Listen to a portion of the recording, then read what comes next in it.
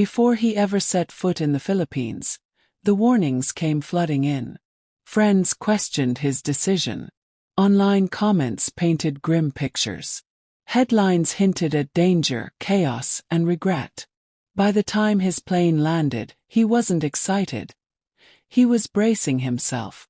Every instinct told him to stay alert, to expect trouble, to prepare for disappointment. He had convinced himself that something would go wrong. He just didn't know when. And yet, beneath the fear, there was curiosity. Why did so many people who had actually been here tell a completely different story? Why did some say this place changed them? That contradiction followed him like a shadow as he took his first steps into a country he believed he understood, only to realize that his biggest shock wouldn't come from what he feared, but from what he never saw coming. The first hours were overwhelming in ways he expected, and unfamiliar in ways he didn't. The noise, the movement, the intensity. It all seemed to confirm the stories he'd read. This was not a quiet place. This was not a place that slowed down for outsiders. And yet, something didn't add up. Amid the chaos was an ease, a rhythm that didn't feel hostile. People moved with purpose but not aggression. There was laughter threaded through the disorder. What he assumed would feel threatening felt strangely human. And that unsettled him more than fear ever could, because it challenged a narrative he had already accepted as truth. That night, his mind replayed every warning he'd ever heard. He stayed alert longer than necessary, listening for problems that never arrived. Nothing happened. Hours passed. Morning came quietly. No losses, no close calls, no disaster. It was a small thing, almost insignificant, but it planted the first crack in his assumptions. Because if the danger was everywhere, why did he feel untouched by it? Why did the fear exist only in his head and not in his experience? That question lingered longer than expected. As he moved through daily life, interactions began to stack up. Small moments that didn't fit the story he'd been told. People offered help without expecting anything back. Directions were given freely. Smiles came easily. He started to realize that suspicion was one-sided. The guard was always up on his end, never theirs. And slowly, without any dramatic turning point, the tension he carried began to loosen. Not because he felt invincible, but because he felt acknowledged, seen, and surprisingly welcome. Food became an unexpected turning point. He had been warned endlessly about what to avoid, what not to trust, what could go wrong. But what he encountered instead was generosity. Portions were bigger than expected. Conversations lasted longer than necessary. Meals became invitations, not transactions. Each bite carried more than flavor. It carried intention. Hospitality wasn't performative here. It wasn't reserved for tourists. It was simply how people treated one another. And for someone who arrived expecting to protect himself, being cared for felt disarming. Public spaces told a similar story. In crowded places where he expected indifference or risk, he found attentiveness. People noticed small details. They looked out for one another, including him. And that's when the realization began to take shape. Safety here wasn't enforced, it was shared. It didn't come from rules or surveillance, but from collective awareness. That idea alone challenged everything he thought he knew about what makes a place dangerous or secure. Days passed and something subtle changed. His posture relaxed. His voice softened. He stopped scanning every room. He began initiating conversations instead of avoiding them. The fear that once dominated his thoughts slowly lost its grip. And with every new interaction, the gap between perception and reality grew wider. The Philippines wasn't trying to prove anything to him. It simply existed as it was. And that authenticity made his earlier fears feel increasingly hollow. Then came the moment he believed would confirm his doubts, the kind of situation that usually triggers panic. Instead of chaos, he found community. Instead of isolation, he found inclusion. People shared what little they had without hesitation. Laughter replaced anxiety.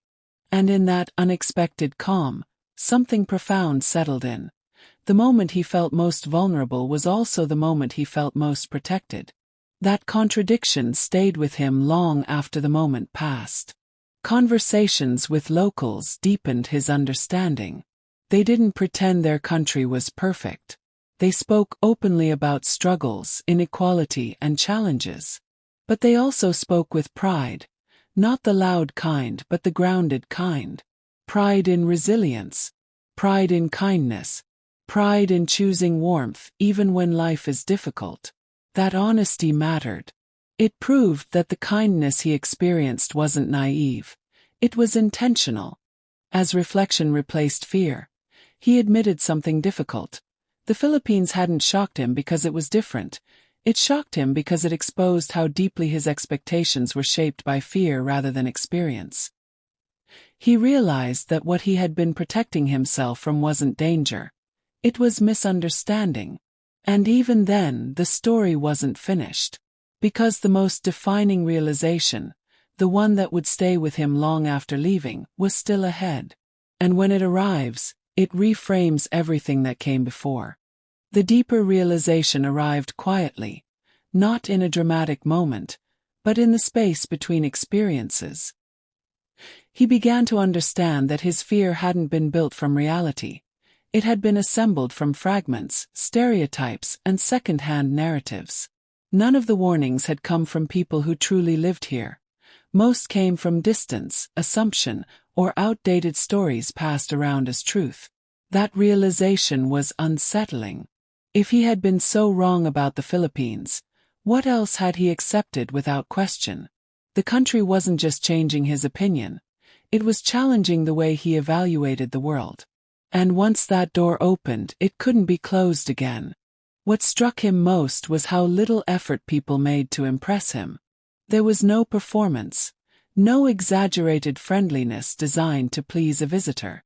Kindness here was casual, almost unremarkable to those offering it. And that made it powerful. When generosity is normal, it doesn't announce itself. It simply shows up. He started noticing how often people put others first in small, practical ways. These weren't gestures meant to be remembered. They were habits. And slowly, he realized that what he was witnessing wasn't rare goodness. It was cultural muscle memory. He also noticed how often laughter surfaced, even in difficult conversations. Humor wasn't used to dismiss problems but to survive them. It was woven into daily life as a release valve, a way of reminding one another that hardship didn't erase humanity. That balance, acknowledging struggle while refusing to be consumed by it, left a deep impression on him. Back home, seriousness often passed for strength. Here, resilience looked different.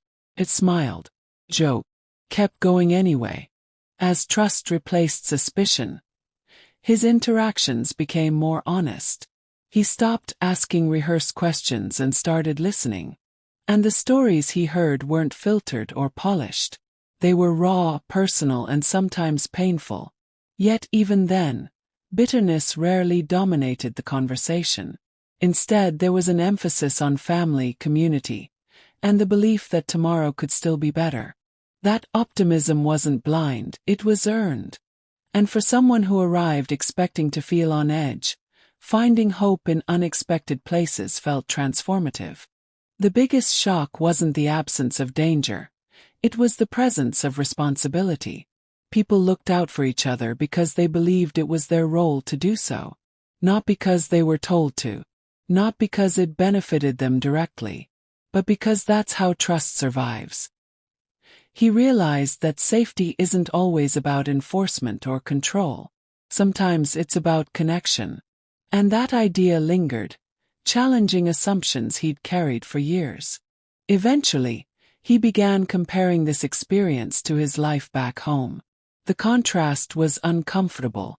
In a place with more resources, more structure, and more rules, he often felt more isolated.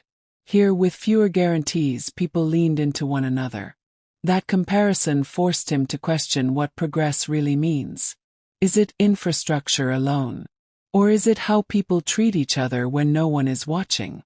The Philippines didn't give him a simple answer, but it gave him a better question. When the time came to think about leaving, he felt an unexpected resistance. Not sadness exactly, something deeper. A reluctance to return to certainty without warmth. He realized that the fear he brought with him had been replaced by responsibility. The responsibility to speak honestly about what he experienced.